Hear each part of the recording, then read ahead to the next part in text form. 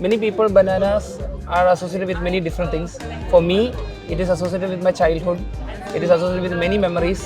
And eating a banana is not just for the, I know, for the healthy sake. Now that I know there are many health benefits after becoming a professional. But for me, banana is all about, reminiscing childhood. Sometimes just going there, going back to that very zone of comfort.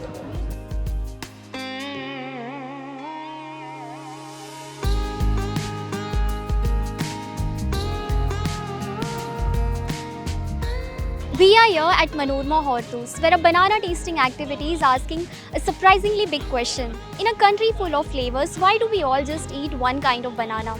Today, a simple fruit becomes a lens. Through this tasting, we are exploring history, biodiversity, and the quiet politics behind what lands on our plate. In a way, we are meeting the cousins of the everyday banana, the ones the markets forgot.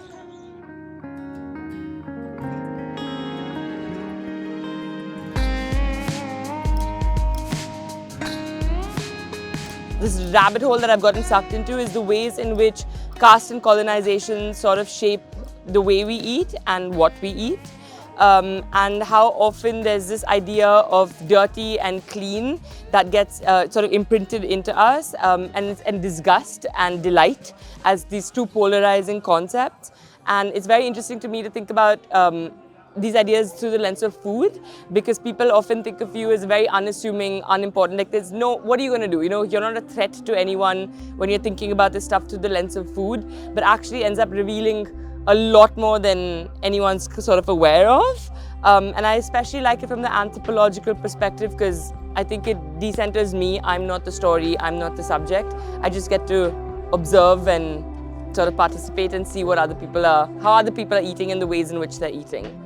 So we'll talk about Cavendish because the idea is that the name in itself is a colonial, sort of shares the colonial story.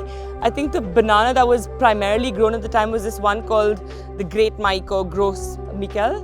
But basically that banana had started to succumb to a fungus called TR1, and massive crop loss was happening because of this fungus. And so there was this, I think he was like some Duke of Devonshire or something. His name was William Cavendish.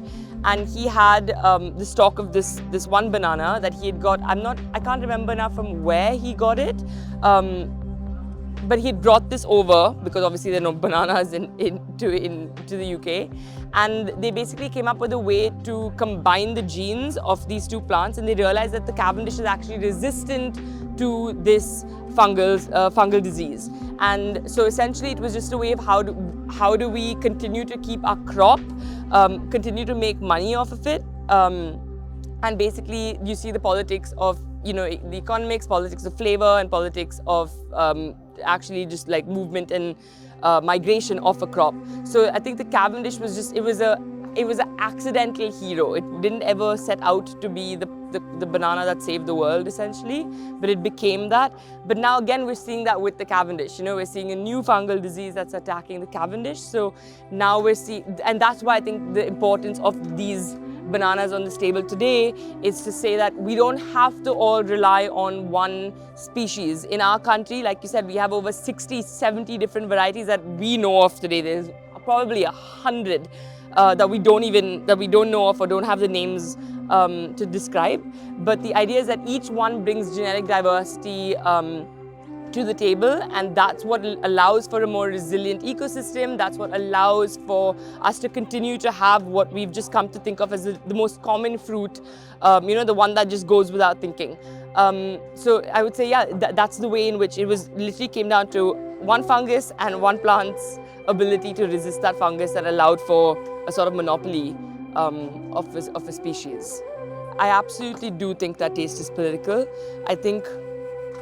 But I also think that everything is political. There's no act anymore today that is antagonistic. I mean, that's separate from politics. I think politics is intertwined in every single action, every single thought, every single movement. And I think that when you think about a banana, you have to think about all the different ways in which politics gets intertwined into this species, into this one fruit. So what just appears as this beautiful yellow little, being on the table actually comes from a land. So you're thinking about who owns that land. Is it leased? Is it passed through generations? Has there been a struggle to decide who gets to keep that land? Is it in a forest? Has the rest of the forest been cut down? Who has access to that forest? So you have politics there.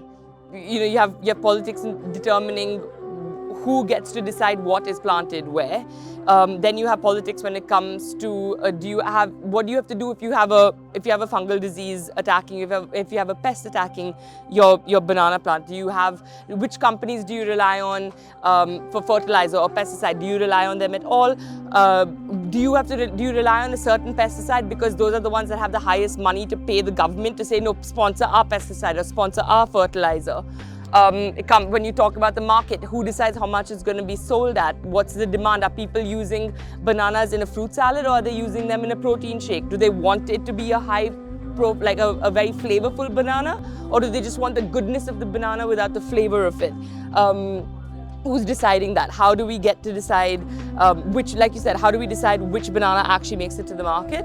I think it's a massive question in terms of who actually has spending power, who are we actually selling these products for, who is the audience?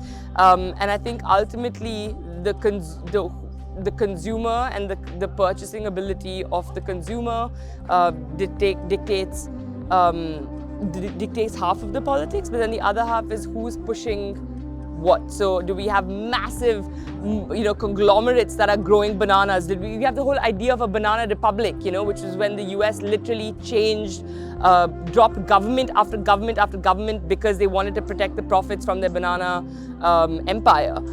So we've seen it's entrenched in politics. It's one little innocuous fruit that has sort of shaped the lives of millions and millions of people all over the world, shape the stories of land all over the world, So 100% yes, taste is political.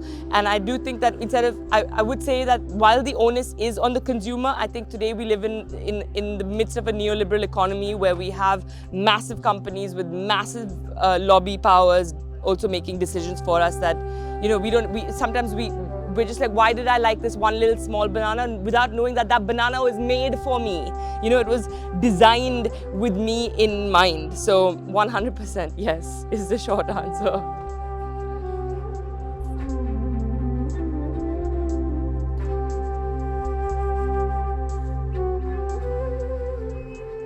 I may not rely on bananas to necessarily explain this idea, but my research, like I was saying to you earlier, it focuses a lot on insects.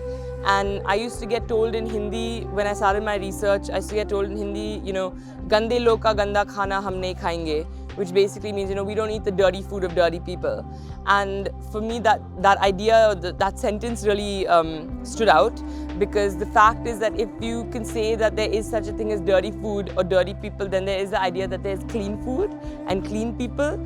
And I think that really challenges the idea of, that was a very interesting idea for me to challenge, because who decides what's clean and what's dirty? Who decides what's food and what's not? It often aligns with these structures of power that we see.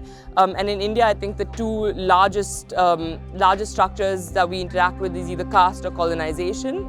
And both these structures of oppression have sort of fed off of each other. And I think that caste really does have a large role to play.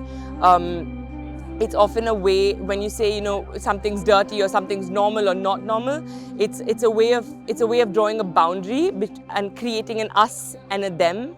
And if you see, human nature is always leaning towards creating an us and a them, because if there isn't a them, then you don't have an identity of us. So you rely often you use food often as a vector to create these differences.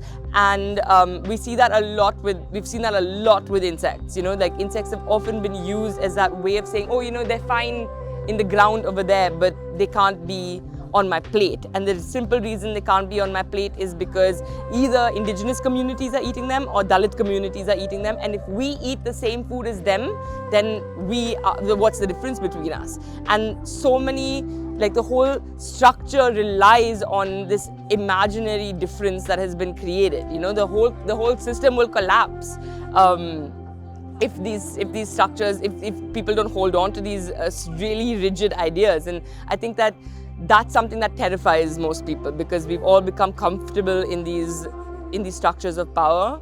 And I think that the way that you use food as an example of doing that is this. It's something that you can't survive without. You know, you absolutely need food to literally exist, and so it's that ingrained.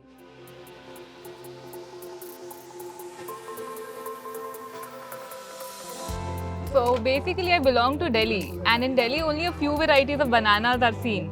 But when I came to Kochi and I realized that there are more than 20 varieties of bananas that are grown all across India. I had no idea, so I was like, why not, like, still I'm here and like I should be trying all the varieties. I should get to know what other varieties are grown around India and all, how they taste, how the taste differs, what are the health benefits and all. So yeah, that what intrigued me in coming here and do the banana tasting workshop. I think just curiosity, because I thought we all knew everything there is to know about bananas, and I'm like, how can a banana tasting like surprise us? And here we are, and everything is very different.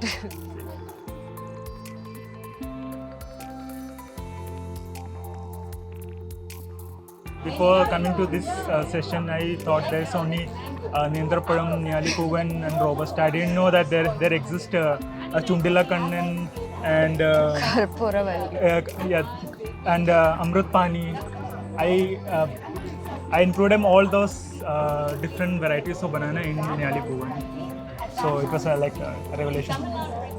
Based on the size, the bananas would just taste the same. It's either you have the big banana or the small banana. I didn't know there were so many different types, and even the taste, not all of them are sweet, and some of them really surprised me. So I think that was the overall experience, that bananas can be something other than sweet as well. So yeah.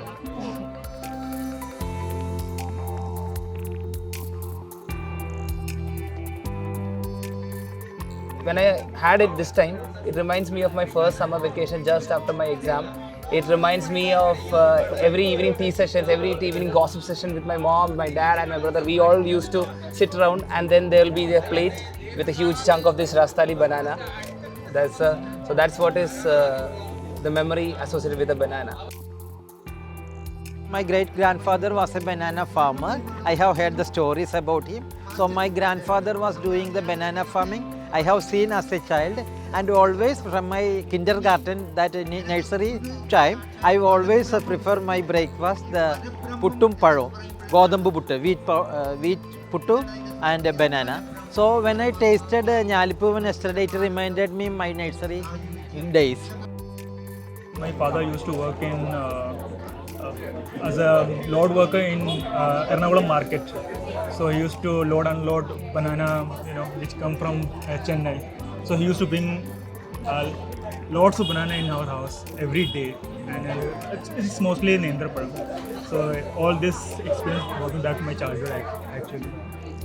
For me, the Karpuravalli, I've not had it before, but it tastes just like butter. So like I used to bake as a kid. So when you mix butter, you end up tasting it, right? So this tastes just like that, and I didn't think a banana could taste like that. So in a very weird way, it takes me back to some other part of my childhood. So yeah.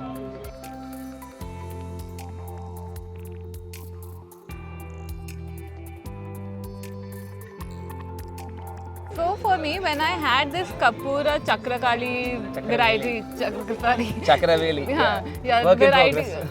Variety of banana. So it reminded me of me when I came to Bangalore for the first time. I went to Bangalore for the first time. So I went to Bangalore in for the first time when I was young, like about in class 5th for the first time. And then there for the first time I saw this small kunjum sized banana, and then I was like, oh my god, such a cute banana, let's try it. And then when I saw it again, I was like, it just took me back to my first time I went to Bangalore.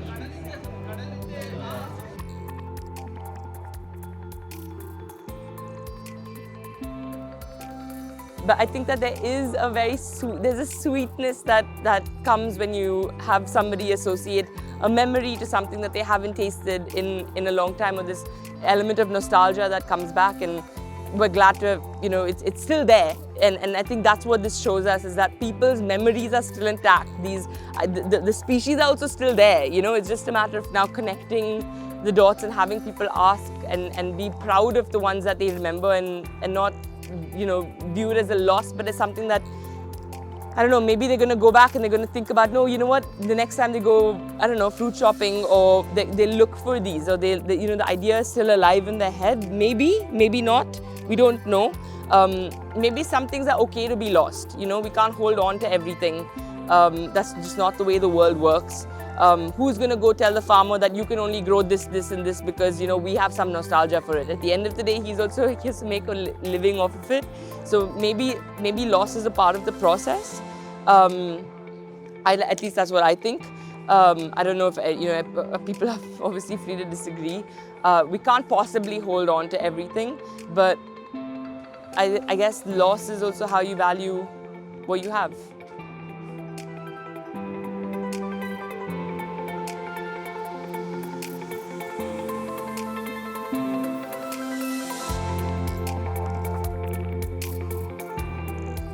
After today, it's clear. A banana is never just a banana. This tasting made the familiar unfamiliar and way more interesting. If more of us tasted with curiosity, maybe more of India's incredible banana varieties would return to our markets and in our memories too.